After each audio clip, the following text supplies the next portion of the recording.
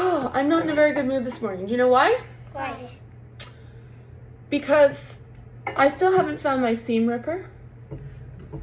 And I still haven't found my hairbrush. And now I have to use that terrible pink hairbrush, which I don't like. So you know what I'm going to do? I'm going to order another seam ripper, and I'm going to order another hairbrush. Probably from Amazon. It's probably going to arrive in one of those eerie silent vans. Can you buy me a What if they both arrive?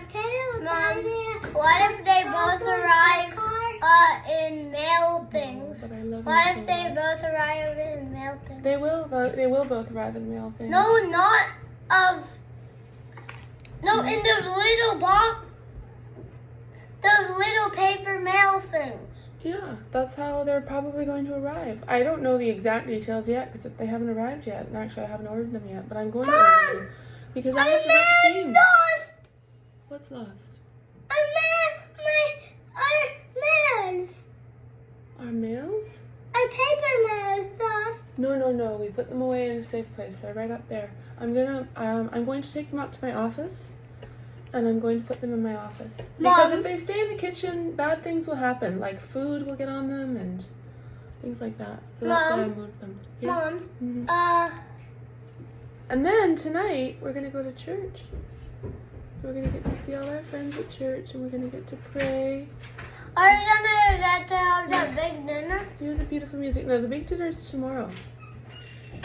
The big dinner. Why? That's how it is. That's why. It's Mom, just our how it house is kind of half church. I know. Our house is like a little church. That's the whole idea. But half church. Half church, yeah. Or maybe not What if we even- maybe turn not it even. into a church? Well, what we are called to do is to turn it into a kind of church for us. Church for us. But one over every. Did you guys do morning prayers with Dad? Did you do morning prayers with Dad? Nope. No? Maybe we should do that before we go. Yeah, we did it last It was so nice last Not night, all wasn't it? the days we do morning praise. Well, I know we should though. That's the intention. That's the goal. I think I'm gonna sew the head now. How do I look? You look lovely. You look handsome. Mom.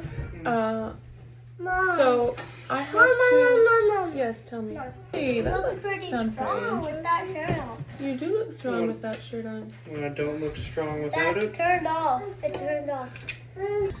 Yes, I have a long and complex history with hairdressers in that I haven't really enjoyed my experiences with hairdressers in the past. Probably because I'm a control freak. And most of the time I've just cut my hair myself, which is partly why I've always had very, very short, very, very blunt bangs, because I've just found it quite practical. But again, I feel like maybe this is the time for me to grow up and allow a professional to, I don't know, I just have strong issues with authority, right? Even anyone who professes to have any authority over my hair, it's very disturbing to me. Whoops! Oh, I joke, but only partly. Sweetheart, would you mind making some fresh coffee? Thank you. I am sitting on the other side of the table today, which I thought would be very interesting to sort of mix it up. And that's not enough behind me anymore to drink. Anyway, there were a couple things I had to talk about today. Oh, I received the most hilarious piece of fan mail. Not exactly fan mail. But anyway, I have to go get it. Let me go find it.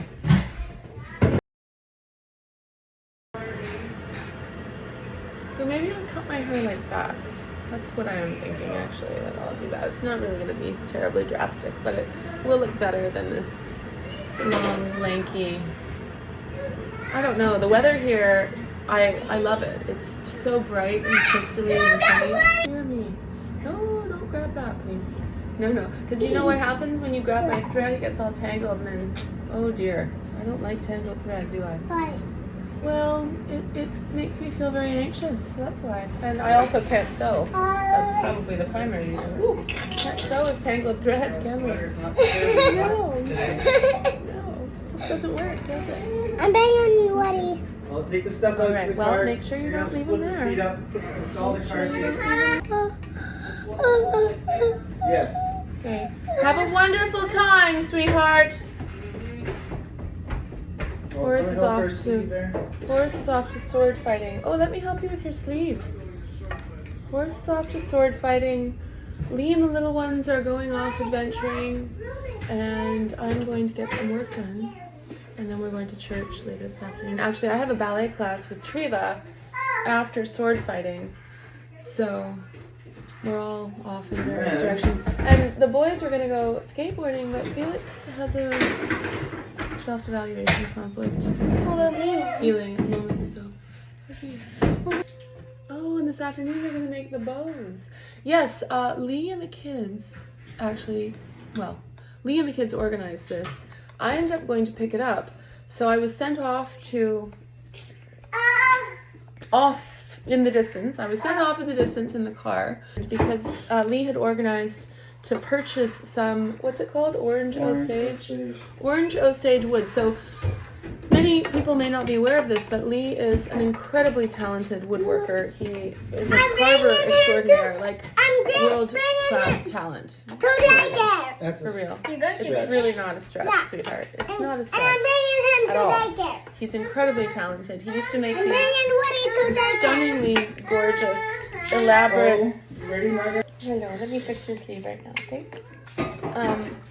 So I was sent off into the suburbs to a quick trip gas station, and I thought I was picking up these little pieces of wood, and Felix was with me, thank goodness. And we encountered this guy, and he had these quarter logs of this very, very brightly orange-colored wood. And anyway, it's orange osage, and apparently this is the strongest, best, fastest bow material ever. It's a very good bow material. Okay. It's not the strongest, bestest. We can't get English U here, but English U. I mean, we are English and Irish, so English U would be the thing. I've never been to England, even though, as you can see, I am English and Irish. Although there is an Irish store here, and every morning when I take the kids to school, we drive past the Irish store, and then every day when we come back, we drive past the Irish store on our return. And yesterday we went into the Irish store for the first time because the kids were pestering me and badgering me, and we went in, and I threatened before going in to recite, "My mother and father are Irish, we live upon Irish stew." What is it? I bought a fiddle for 9p and that was Irish too. Have a great time! In fact, I threatened to open the doors and proclaim this at the top of my lungs, and they were very upset by this idea, and I didn't. But I could have. I absolutely could have, and I would have been welcomed with open arms, because as soon as we entered, there were boys playing the fiddle and people drinking whiskey, and it was very Irish. It was very cute. And yeah, it would have been right up my dad's alley, that's for sure. And there were all sorts of silly bits and bobs and pieces of nonsense and like little plastic shamrocks and things like that. But there were also some very nice things, like the jam that I bought, which, I don't know, it's ridiculous to buy jam from Ireland when one lives in the Midwest where there is no dearth of jam. But anyway, I bought jam. Why am I saying this? Why am I talking about this? Okay, a woman recently trolled me. I don't know if she really meant to, but I did find this interesting because this is the kind of sense of relationship, sense of connection that I think people have when they encounter someone online who says things and kind of invites one into their life in a sense that isn't real, like this. So she wrote, and this was in response to these little videos that I've been making of snippets of my life in the morning. She wrote, weren't you just making fun of Ballerina Farm recently? And weren't you going to write a whole thing about her? And now you've basically changed your life to be just like hers. Oh my goodness. I mean, on so many levels, I think that's very, very funny. So, I did mention Ballerina Farm recently, and I was going to write something about her, but I've never made fun of her, and that's not what I did. Although maybe there was a kind of clickbait threat that I might want to make fun of her in my article. So you'll have to wait and find out, because the article actually is coming right up. I do skip around sometimes. I know I do mention that I'm going to discuss this or that, and then I get sidetracked by something else that has come my way. And so I do have a Ballerina Farm article in the works, and I will be publishing that very soon. But no, I've definitely never made fun of Ballerina Farm. And as to now all of a sudden changing my life to be just like hers, I find that very funny, because if anything, I have changed my life to be less and less like hers. For example, we used to live in the country, and we used to kind of do homesteady things. We used to have some land. We used to live in rural New Brunswick, and I very quickly realized that I am not interested in actually homesteading. But more importantly, my husband has no interest in homesteading. And it's for anyone who has put oneself in this position, there's maybe nothing, well, there are lots of things more miserable, but it is quite miserable to live in the country with the responsibility of land and animals and various forms of upkeep with someone who really has absolutely no interest in doing any of that. It's very unpleasant to be attempting to farm with someone who really doesn't want to be farming. So I could see that maybe in another life, if I had a partner who was really really into it, that maybe I would be into it too.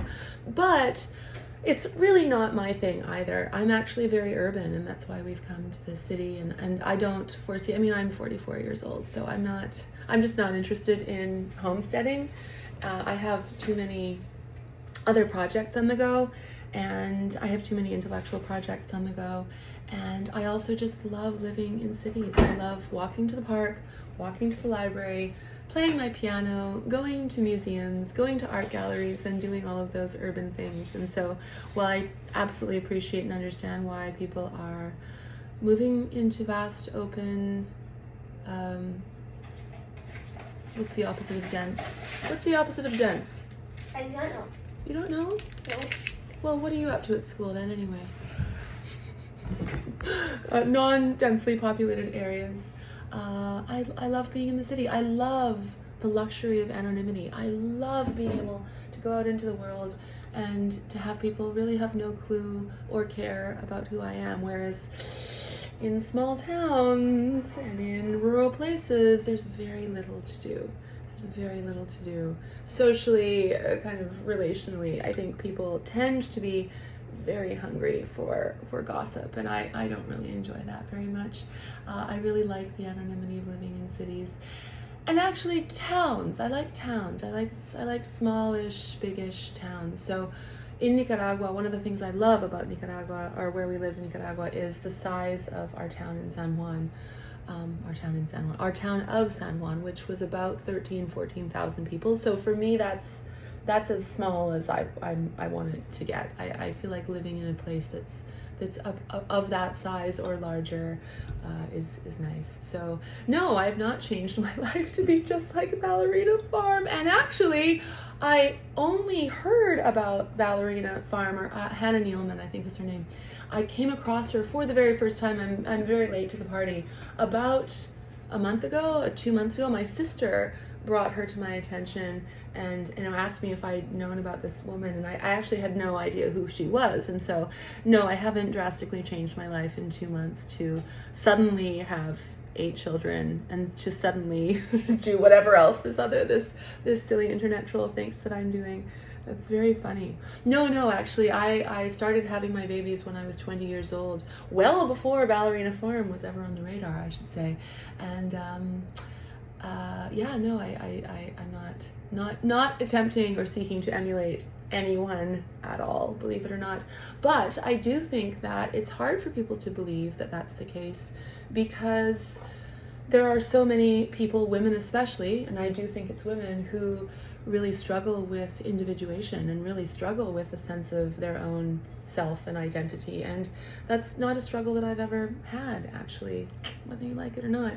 And I think that's maybe one of the reasons that people are interested in following me. Not that following me or watching my little stories is indicative of any lack on your part, but I do think that in some cases an obsessiveness with other people's lives and a tendency to project these sort of malevolent intentions onto other women can certainly be an indication that one is not an adult, or a grown-up, or something like that, to put it simply. Anyway, Hannah Nealman article coming up, and that'll be perhaps interesting for some people. Oh, I have something coming up on Candace Owens too, although I might publish that idea. I might talk about that or her. I'm a huge fan of Candace Owens, actually. I don't have anything terrible to say about anyone, although I have some critiques, so that might be interesting too. But no, I might talk about Candace Owens on my podcast. I was a very early podcaster early on. I had a podcast called the Bah Housewife Podcast, which I think is now only available through Substack. So for Substack subscribers, you can have access to my old podcast episodes, I think. I hope that I'm not lying about this. Amanda, help me out here. Is this true? Is this not true? I don't know. I had a podcast called the Bah Housewife Podcast. I published that podcast very infrequently and very kind of intermittently.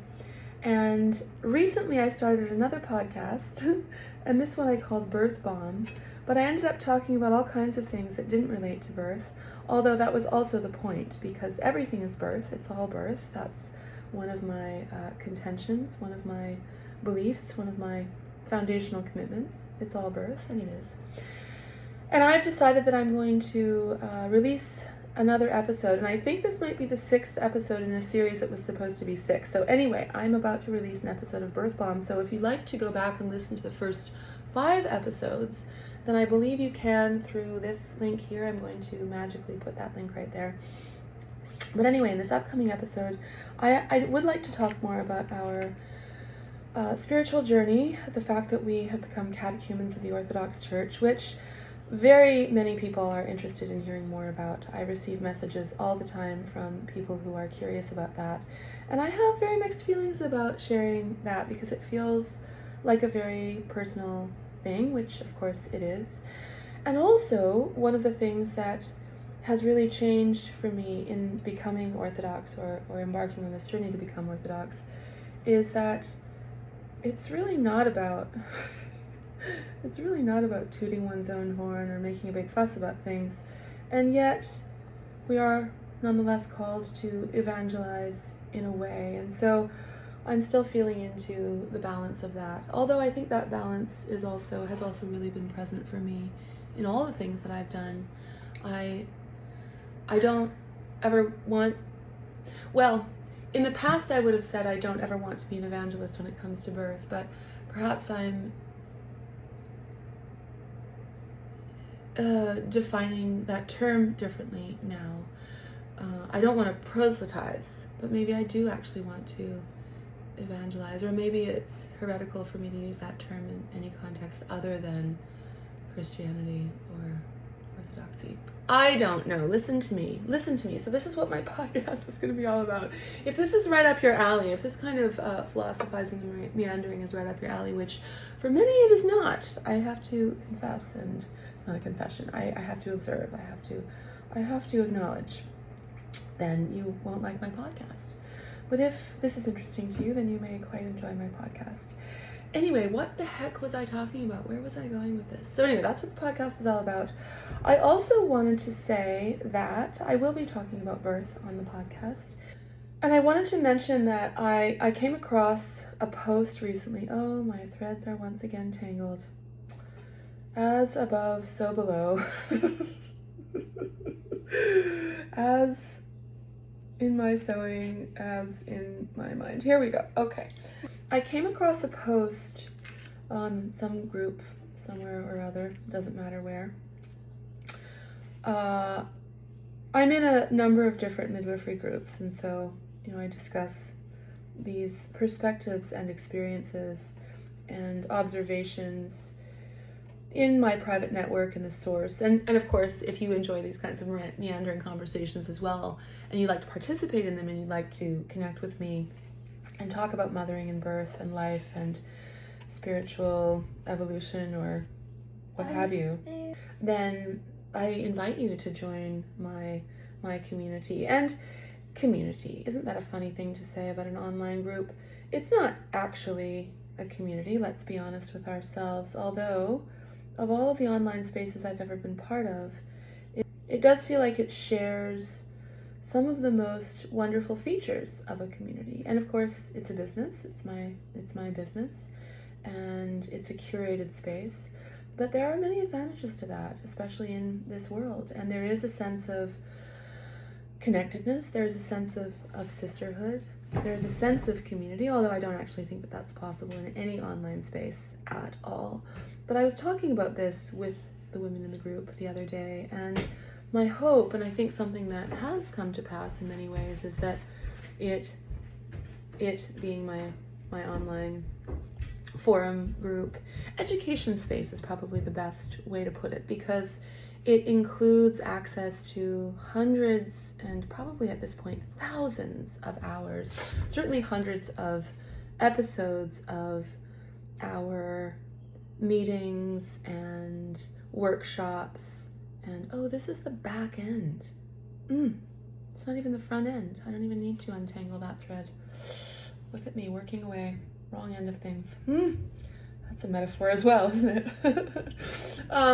Yes, so membership to the source, which is my online education space, resource hub, those are better ways of putting it, I think, includes access to pretty much everything that I've ever recorded in the past 5, 6, maybe even 7 years, which is thousands and thousands of hours of talks and salons and various kinds of things. And I've done all sorts of workshops on toilet learning / training, sleep patterns in infants, how to get sleep, birth, topics on birth and everything else. And so, especially for women who do not, unfortunately, sadly, have a robust in-person community, or mentors and women around them who are leading by example, who are living lives that they maybe don't want to emulate, but feel inspired by. And that's a big difference as well. I think there's something very different about seeking to emulate someone, which I think is a little bit weird because it's not really possible, versus feeling inspired by someone. And I hope that in all of the best ways, that I can offer some inspiration, because I am a pretty half-decent, mediocre mother. I was thinking about that too, and that is unequivocally true. I am a half-decent, pretty darn okay, mediocre mother, would you say, Xanthi? Half-decent, not so bad, not necessarily exceptional, but pretty middle of the road, pretty middle of the road. So-so, pretty so-so. Would you say that that's true? I don't know. You don't know? This one's very ambivalent. This one is very ambivalent. Do you know what ambivalent means? No. It means, you're not sure. You're not so sure. That's what ambivalent means. Anyway, Xanthi's hedgy response aside. You're a funny one. I love you. Oh my goodness. I think everyone agrees. I think there's actually quite wide agreement that that I am a mediocre, half-decent mother. Anyway, I was also thinking about this because this is important. This is what I want to say. I am a mediocre, half-decent, so-so, run-of-the-mill, middle-of-the-road mother. And And I know, beyond the shadow of a doubt, that I'm also the very best mother on earth. I am the very best mother on this planet for you and for your siblings, for my children. I am the very best. There is no better mother. There is no, what's that expression? There are no substitutes. I am the very best mother possible for my children. And I think having those two paradoxes in mind when we mother our children, for every one of you out there, for every mother out there, I actually think it's very important to hold very close to one's heart, to hold dear those two paradoxes, those two seemingly contradictory concepts, because it's true. It's absolutely true. Am I actually the best mother on the planet? No. Is there such a thing? No. I am definitely good and bad, here, there, and everywhere, but I am also the very best mother on this earth for my children. And unless you really know that, unless you really feel that, I think uncertainty about that is a very dangerous thing. I think you must remind yourself that, yeah, you might be just not, like, maybe not even that great today. You're also the very best mother that your children have, because you are the only mother that your children have. And so, get back on that saddle, right? Get back on the saddle and stop feeling sorry for yourself. And I think that's one of the key aspects of real repentance. I think that it's Lent right now, and so we're all deeply considering our own shortcomings and deeply contemplating forgiveness and deeply contemplating sacrifice. And I don't think it's really possible to forgive or allow oneself to be forgiven if we are committed to being in a state of victimhood. So this is a very important idea. So yeah, you're the best mother. You're the best mother ever on this planet. And that's not to say that you're not also probably messing up all the time, but you're the best. You're the best, for better or worse.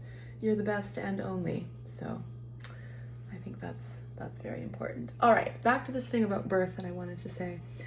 I was in one of the birth forums, and I just hang around there quietly so as not to get myself kicked out, because believe it or not, I am not the most popular. Oh geez, it's a close-up, isn't it? I'm not the most popular in some circles, so it doesn't bother me. People can have their opinions, and they certainly do. But anyway, and this is something also that if you plan to go into birth work, if you plan to take up any kind of leadership position, and that can look very, very different in different places. That can look very different depending on where you are in your life. I think leadership is really a very, very important thing and a necessary thing, and something that there is a dearth of, a lack of in all areas of the world. I think true leadership is something that we're all hungry for, and I think leaders need leaders, and I think that there are opportunities for leadership at every stage as well. I think there's certainly also a difference between wisdom and leadership. Anyway, those are all nuances that I think we can explore later. But if you plan on becoming a leader in the birth world, if you plan on stepping into the area of birth support in whatever way, and as I've said before, there are, I think, infinite opportunities in this space, not just for in-person birth work, which is sorely needed, of course, but also in the coaching space and in the birth-related trauma space and in the area of childbirth education. Oh my goodness, there's so much need there. And I think if we are wanting to take up any of those roles, then we have to also be prepared for the possibility, actually the likelihood, actually the guarantee, that there will be some people who don't agree with you, who don't like you, who feel threatened by you. And this is probably one of the scariest things. I mean, this is true in every field, right?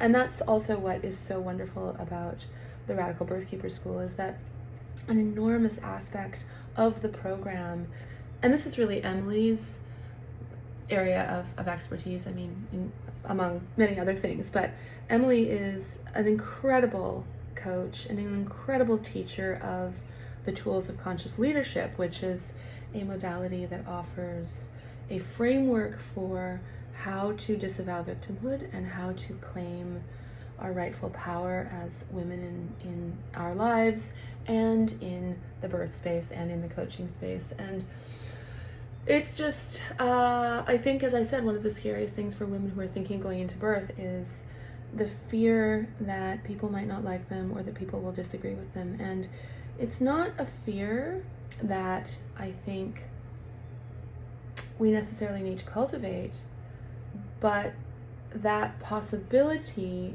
is also not a possibility. It is an absolute guarantee. There will be people who don't like you. There will be people who want you to go away.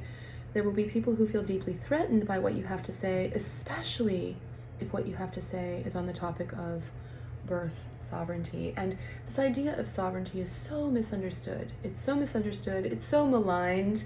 It's even become one of those concepts that I think has been weaponized as a weaponization.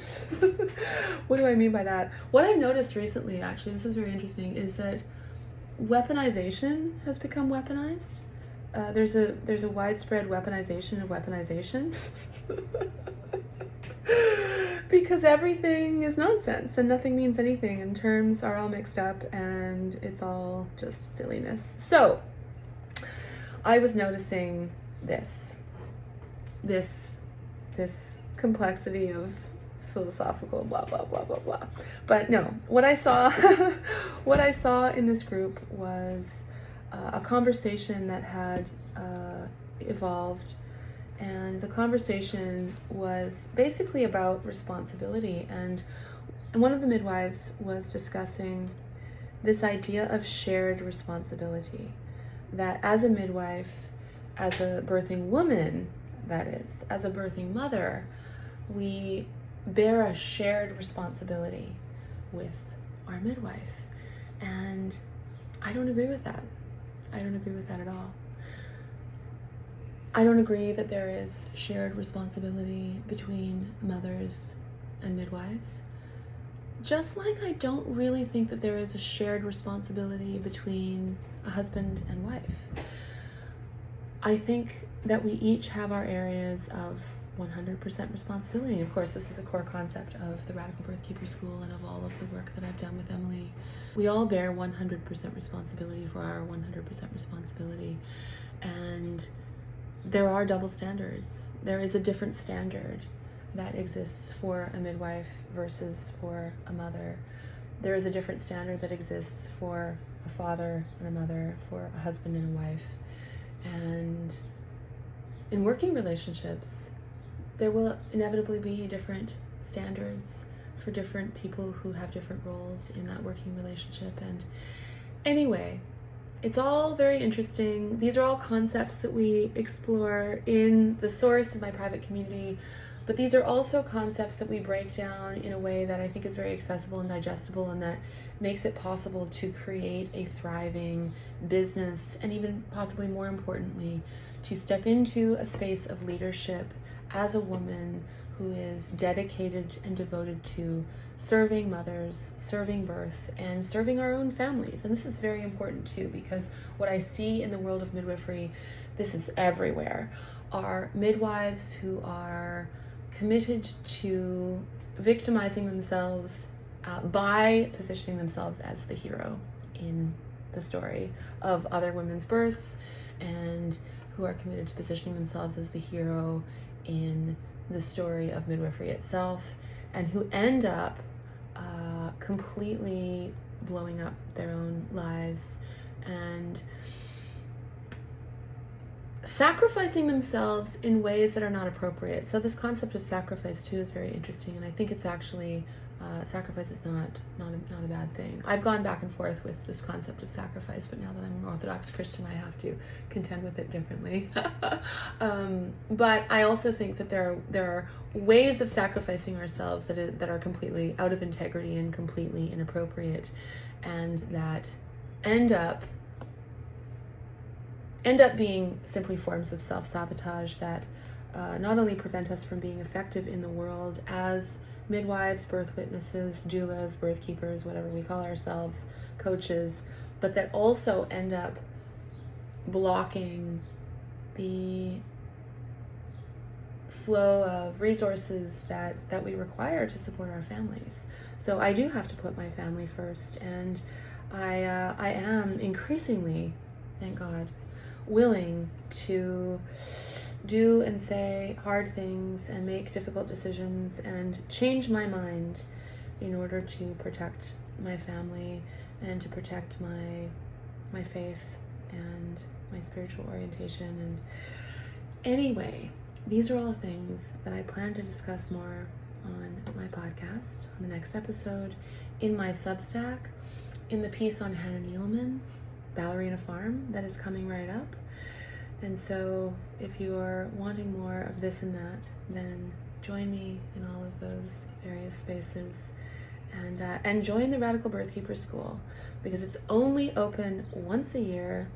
It is a golden opportunity to access the roadmap for creating a business and a life that you actually love, that actually serves you, and that actually allows you to change the world in integrity and to spend time with your children, which for me is the number one priority. It really is the number one priority, is to be with my children and to cultivate a relationship with God.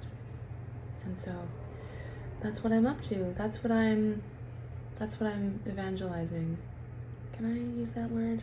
I have so many lovely Orthodox women now who are following me and who are gently and lovingly offering me little corrections here and there. And let me just say, I welcome that.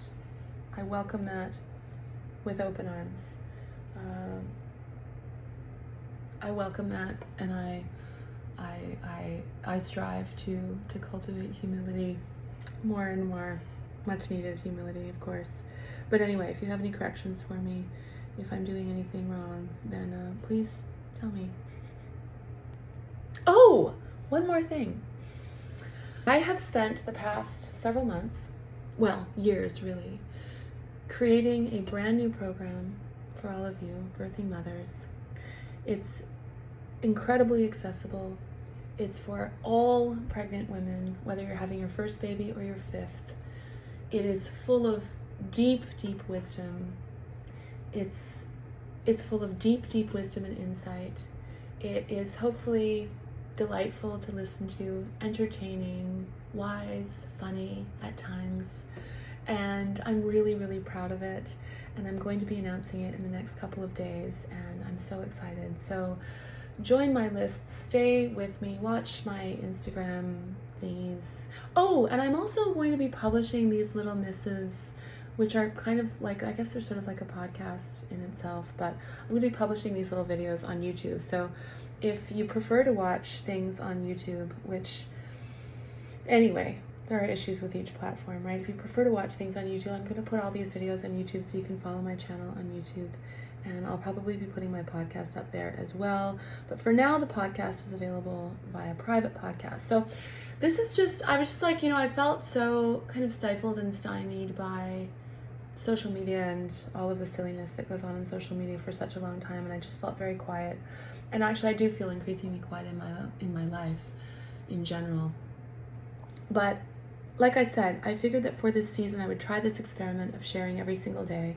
And so here I am, that's what I'm doing, and that's what I'll be up to. So if you want to follow me here, please, of course, do. But I'm also going to be sharing these videos on YouTube, so if that's your preferred way of just hanging out and listening to something in the background, then that might appeal to you as well.